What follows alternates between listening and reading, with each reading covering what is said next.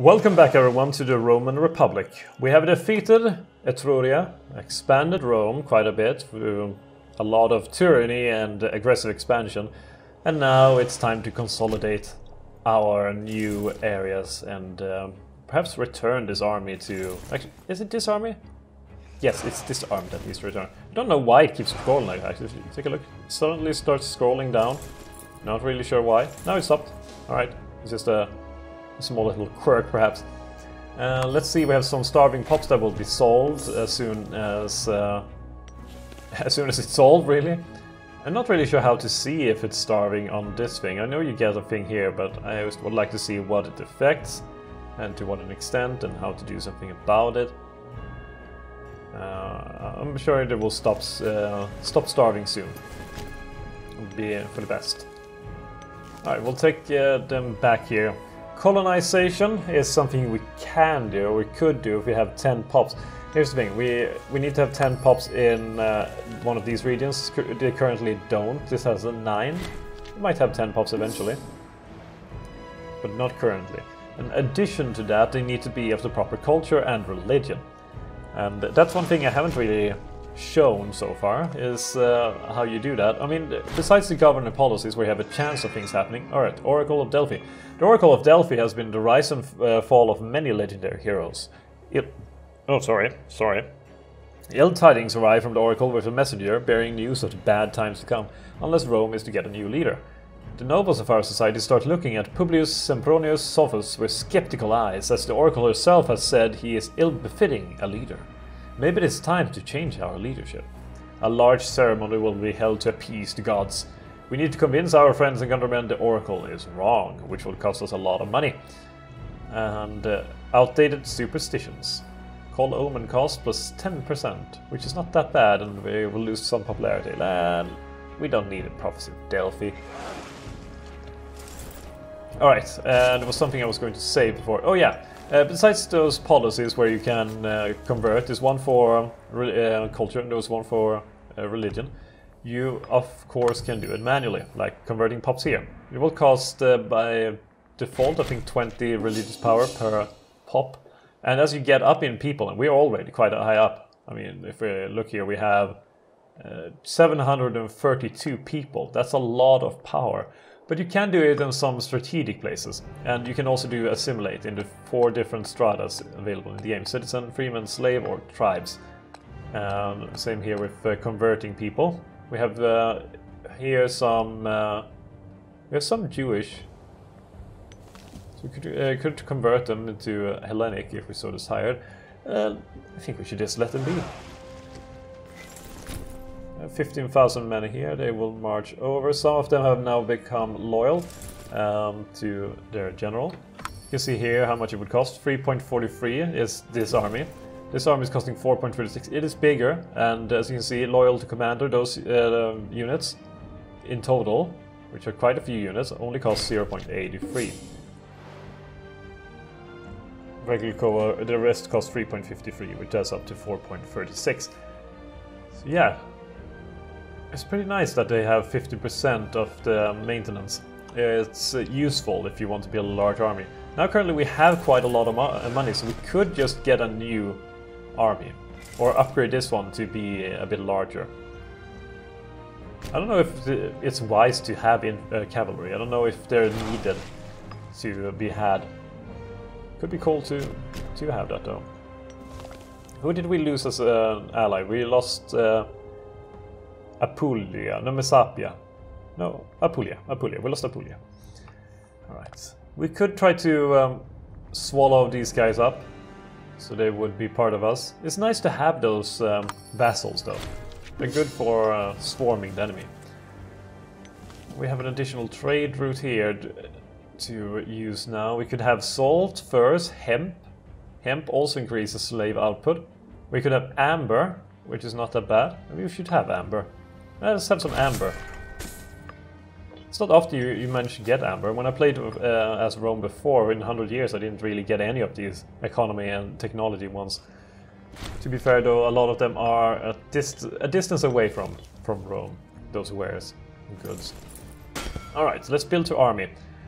We could use some more Principes, and then let's do one more Sagittari. Sounds good. Perhaps we should establish a third one. I was thinking of using like Roman structure. I read up on it a bit before, but now I can't really remember. I think it's 4,500 men in like the mid-Roman Republican army, or 3,000 of which are heavy infantry. Where was it? Like 1,200 was light infantry and 300 was cavalry. It's not really compatible with this setup, though. I mean, if you double that, that's 9,000 men. So if you for 9,000 men, you have 6 of the Principes, and then instead of light infantry, oh god, he's a really good leader. Jesus. Instead of that, you just have the Sagittari of 2,000 or so. I just skip the cavalry and you can have like this. That would be almost like a legion. Close enough, close enough. Alright, so how is our economy... I can never remember which one is the economy. There we go. How is the economy doing? Our commerce has increased by a bit, though our taxes is still the main point of focus. Red-handed.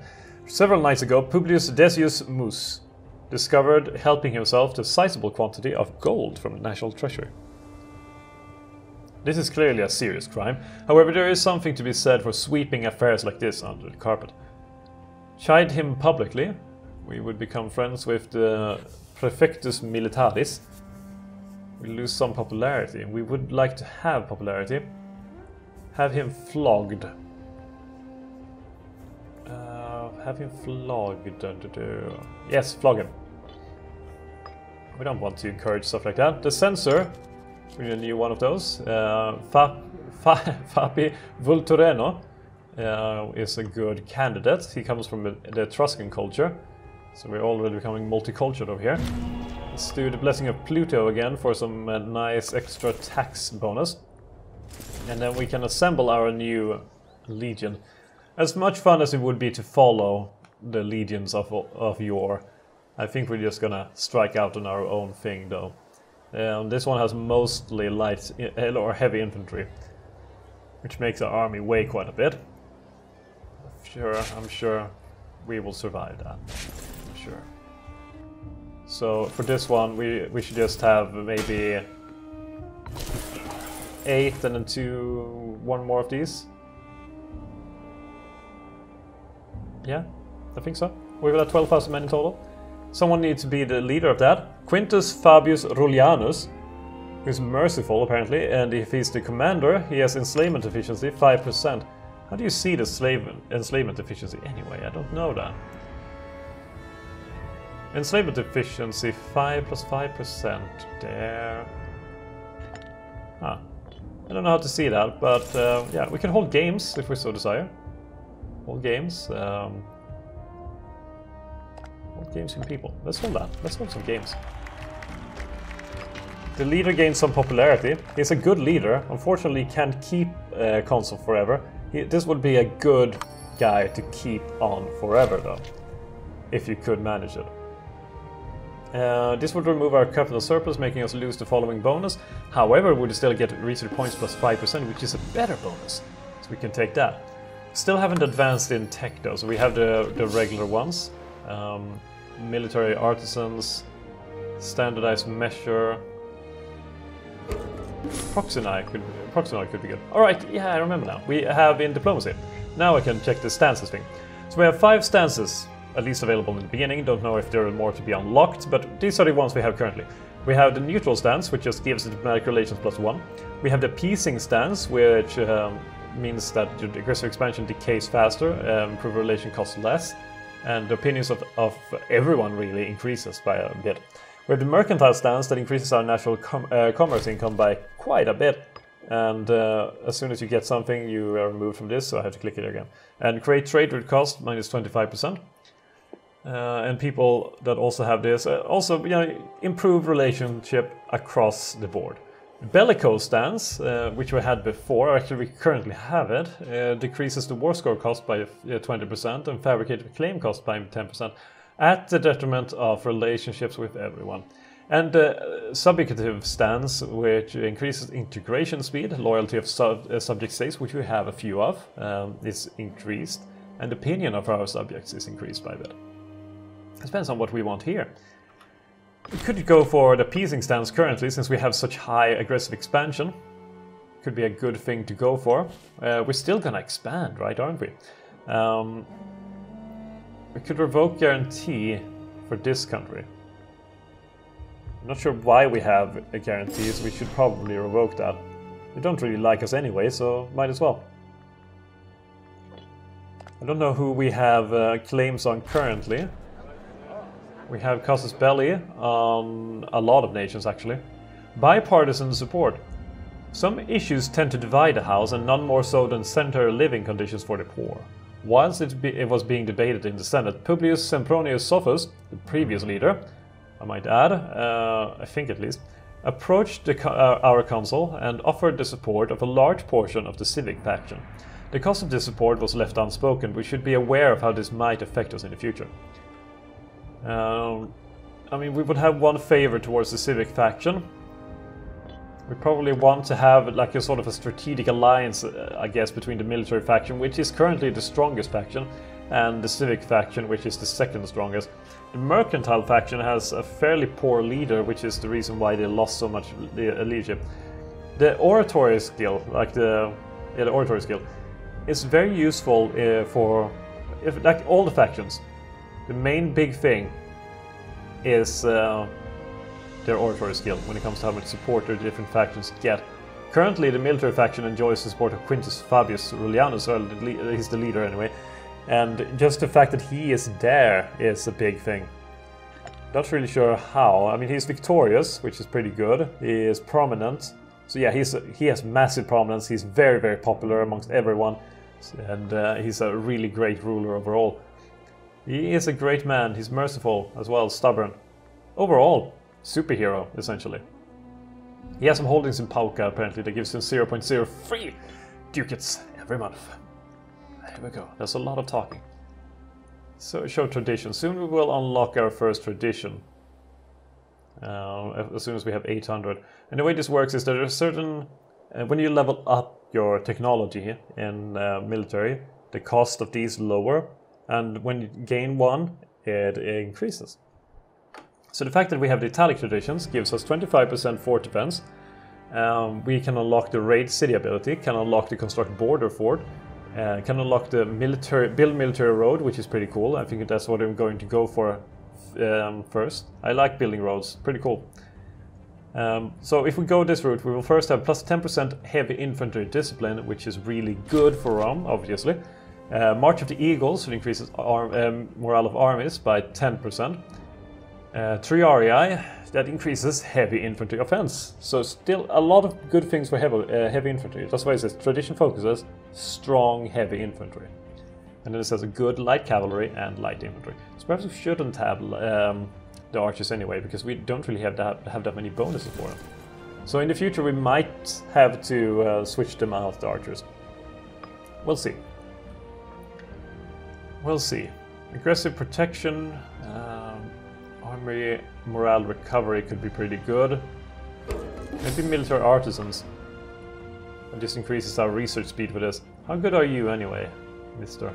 You're a good leader.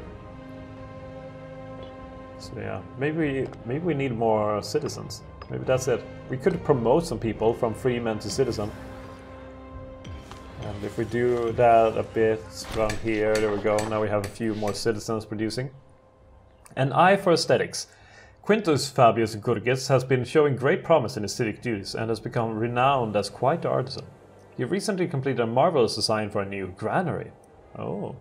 We could erect this masterpiece on behalf of the state. However, such architectural vision would surely be valuable to the right investor. So the city of Tarquini could gain a granary for free, and we'll also gain some loyalty with him. Or we could take money, and he would gain some money too. We don't care about him having money. We'll take the granary. Do we have Narnia yet? I think it's this place that changes name to Narnia if you have an Equinium. And it's my favorite place in all of the Roman world, Narnia. I wanted. So we can see, have you managed to convert any people yet? He's responsible for 2 popes in total and is regarded as a novice promoter of Romanism. How's it going down here? Weren't someone here promoting? Yes, 19 popes in total has converted to Roman, and he's a bringer of Roman ideals. Perhaps we should do the same here. What's the popes in this location anyway? It is in Campania, right? So in Campania we have people, apparently. We don't know much about these people. Let's take in Neapolis, for example, and we have Hellenic, Sabellian. We don't want Sabellian. We'll take that tyranny and we will change it to cultural assimilation. Thank you very much. That will work out great. Can afford another one of these. Oath of Brotherhood, perhaps.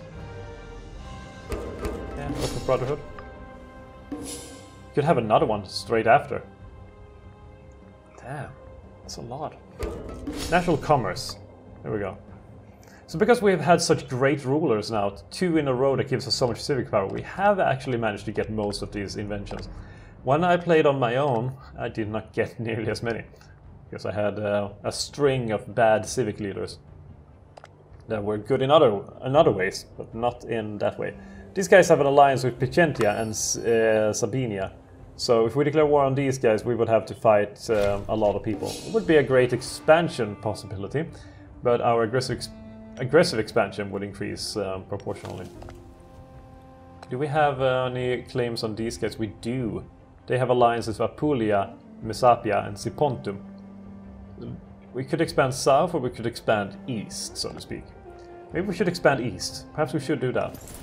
We have armies. We have leaders for the said armies. So we are ready, at least on our side we are ready for war. We have allies, they are ready for war. And when I played single player, and I'm mentioning single player quite a few times. Oh, we should get Principes. But what happened was, I played for first like 50 years or something. Which should end up near around where, like 15 years after the Punic War started. The first Punic War, that is. Somewhere around that time. And I was quite happy with the expansion. I had taken quite a bit of land. And I was like, I want to compare myself to the real Rome to see if the real Rome kept up with me, because I'm so damn good at expansion, right? I looked up a map of what Rome looked like at the outbreak of the first Punic War. And real Rome was much bigger. So yeah. In the ancient times, at least for Rome, they did expand quite a lot. Okay, so what do these guys have? They have 3 cohorts, which is laughable. And these guys have 12, and these guys have 13. So really, not that much of an issue. We'll declare war on these guys, because the people are with us. The fact that we have the military faction along on our side is to our benefit, really. We'll just invade across the board. Apparently we're not going to invade across the board. Instead we will invade here then. I'm assuming our allies will protect us. It is a bit strange, isn't it, that so many men are standing here. I mean, I like that the mercenaries are here, and there's a large list of mercenaries that you could hire. It just seems so strange, in a way, to have that many mercenaries standing in that area. Why is not one placed here, or one placed here, and so on? I don't know. But our mercenaries are a bit all over the place, and there's a lot of them. So instead of recruiting individual ones, it's a bit more like CK2, I suppose, in that you hire straight up mercenaries. These guys are placed on the board, on the map, and you can't get all of them because, well, some of them are quite far away. This could be useful. Becomes friends with the leader of Frentania. Yeah, we'll become leaders of that guy. I mean, that sounds, or I mean, friends with that guy. That sounds good enough.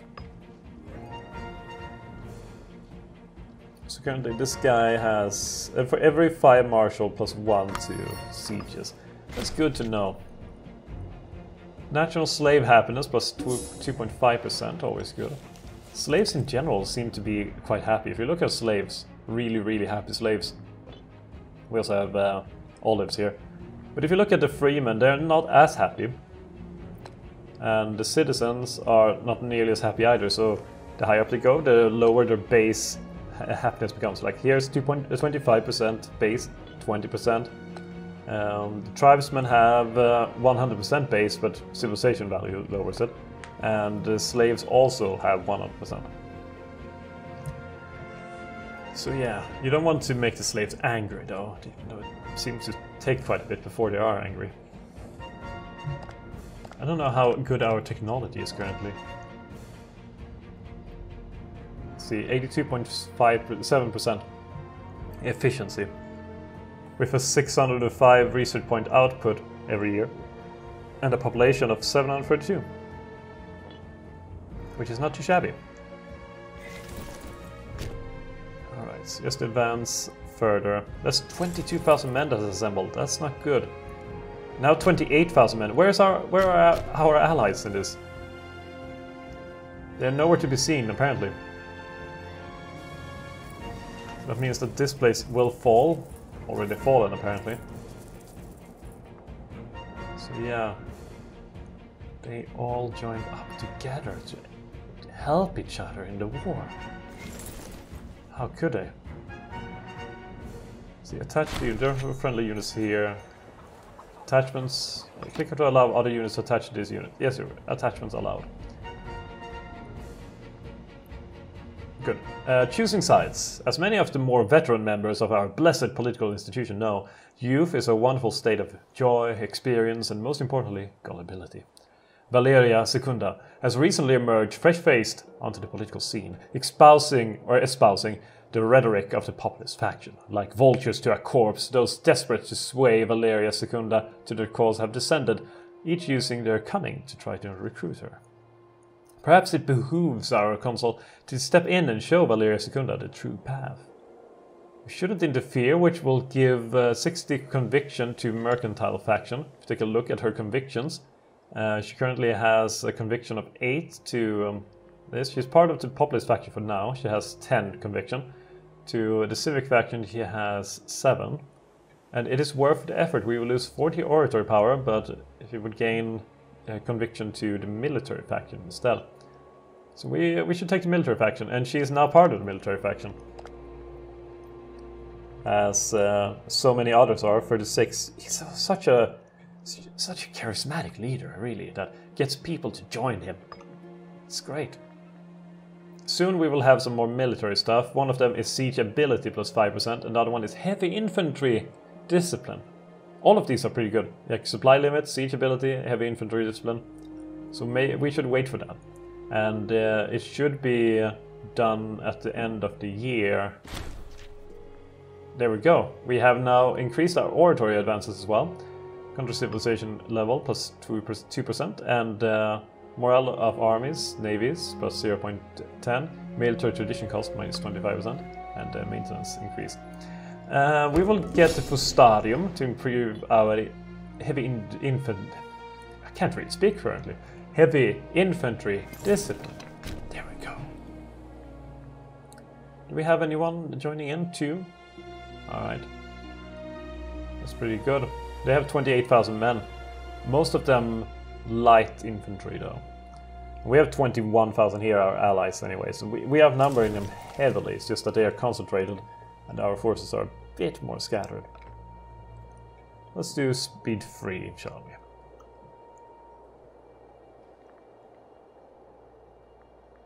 %, siege phase outcome. 42% over here. They are marching in. They are sieging currently. So maybe we should send our men here. The sacking of Plestia. Quintus Fabius Rullianus has led his men to glorious victory during the siege of Plestia. The enemy flee in disgrace, and all that is left is to decide on how to treat the residents within. Needless to say, the spoils of war are likely to cause those back in Roma to admire Quintus greatly, but leaving such wealth in the hands of one man could cause problems in the future. Let the looting be gentle. Quintus would gain 44 ducats and popularity. Well, 5 popularity. Let the men roam freely. 2 times... 2 Roman cohorts would be loyal, or 2 times Umbrian freemen in Plestia is killed. None shall hide. We want... No, we don't really care though, because we're not getting the money. The leader is getting the money. Which is not really what we care about, is it? Let the looting be gentle. Alright, so we managed to take this place. We should just then continue. Maybe we should continue to siege this town that has another fort. Soon that siege will be done as well. And if we could get more support from our fellow armies around here, we could stage a counterattack against the mighty army. It depends on where they are going here. Currently it seems to be a battle over there, but we are marching in. They are locked in their march as well, so we will have a battle. A battle that will go our way. Look at that. Look at that. Casualties on the enemy side are immense. Victory is ours. We now have a certain amount of people that are on our side. Need more men, don't we? We could attack. Don't think we have the men. We do want to prevent that siege though. We could go for it and try and hope for the best, but that's a lot of men. It's a lot of men. Maybe our allies would join in if we attack. Well, let's hope for that. Let's hope our allies will join in. That's a fool's hope, really. It's a fool's hope. And judging from where they're walking now, it does look unlikely. Though they sent out most of the army away as the battle begun. And now we're only fighting a portion of it and winning. So really, really stupid move by the enemy, who are now in a bit of a pickle. Damn. That was a big tactical blunder. Though I'm happy they did it, because, well, otherwise we would be in a pickle. Our side might lose. That's not great. If people would just join in here, that would be amazing.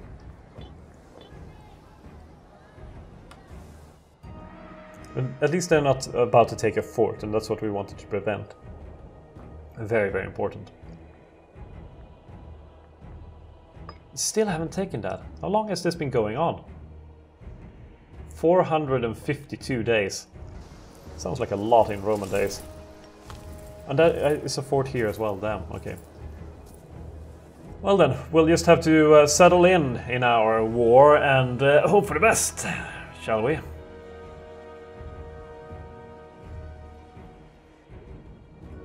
Meanwhile, our aggressive expansion is lowering while we're at war. There's no inherent decay of our current aggressive expansion, as we are currently the aggressors in a war. Makes sense. Makes absolute and total sense. Would we still lose the battle? Might lose, yeah. What is it with it? Probably the terrain. The terrain here is hilly. Okay, we have another invention. We have extraordinary ordinances. Sounds like a good thing to have. Should utilize that guy as long as we have him. When is the next election anyway? And who is the next? He's also a good person. Damn! We're getting lucky with the consuls now. There we go. Finally took that place. It's about time.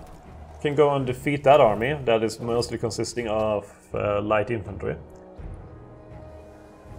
And then we just have to finish off those two sieges too, before we can annex all of them at the very, very, very same time. This is definitely going to be a victory. A religious proceeding, a struggle between the religious echelons. Is it echelons? Yes, echelons. No, wait, echelons. I always forget which one it is. I was so sure it was one of them, and then I was taught I said the wrong one. Echelons? Yes, echelons. I hope. Anyway, echelons of our society and the peasants has recently come into light, as the populace at large feel like the religious ceremonies are inaccessible and distant. On the other hand, our high priest and his attendants demand the distance needed to do their jobs properly, and the argument that peasants have no rights to the inner workings of our religious ceremonies. So if we say, screw you peasants, then we will lose stability, while we would get some other bonuses. We could gain a stability, but to the detriment of our power and omen duration. And that is fine, really. That is fine. We will lose some some loyalty with a guy, but it's fine. We don't need it currently. Big win here, and we're going to remember to hold a triumph in his honor. Most of the people are behind it. There we go. That's a good way of gaining loyalty and popularity. He's likely to become the next consul. He's part of the religious faction. Where are the other ones? Publius Cornelius Barbat. Okay, so they changed place currently. This is neck and neck. These two guys are both part of the religious faction. This guy is not a member of any of them. Well, he's a member of the religious faction, but he seems to be very popular. And the fact that we held that triumph for him, yeah, that didn't help us very much, did it? Give free hands. No, I kind of want to improve him somehow. I don't know how, though. Is he holding any other office besides being the leader of the... He is the Pontifex Maximus. In addition, we kind of screwed him over now, didn't we? We should bribe him to make sure he's loyal. Look at the military faction. They are very, very popular. Very, very powerful. Alright, we have 99% now. 99%. That's a lot. In raw numbers, quite a bit. So we're gonna win that battle, and then we will see if we can get a peace in this war. Sue for peace. Let's take that one, and that one, and that one, and that one, and that one, and that one, and that one. Everything, really. So we secured this entire section, and we do it for not that much aggressive expansion, actually.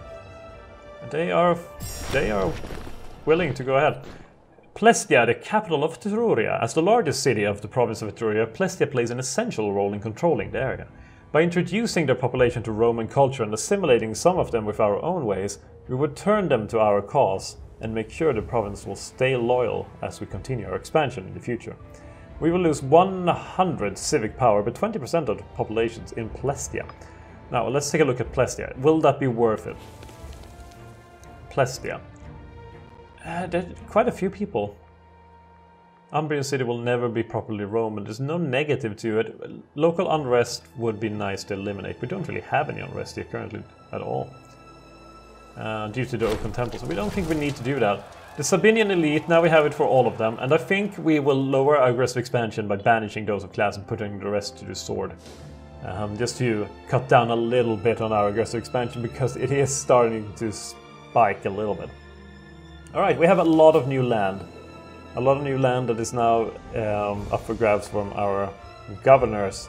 This is in fact us. We should do the cultural assimilation. At least that's what I'm an advocate of currently.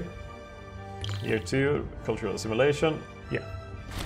And since we are the consul, I think we can do it for free in our lands. Because the governor of our capital region will be ourselves. Which makes sense. Now we have a lot more land. We have, well, not that much money actually. Hopefully we'll increase that when we do all kinds of trade deals with people. We currently have these exports that earn us quite a lot of money. I'm sure we will be allowing any trade offers, even those that would make us lose it. Maybe we should do that. Block supplies, surplus. So surpluses in our capital region will not be offered anymore. That's good. Then we can't accidentally agree to it either. Alright, things are looking up and up for Rome. Look at this. Look at this beautiful thing. And if we're going to go for the real mode, we will look at this mode. This is actually Rome. We have something with... What is this? Trading with Rome. Ah, that's fine. So we have this entire region as part of our own. We need to take this little land that is up against those mountains. That is needed.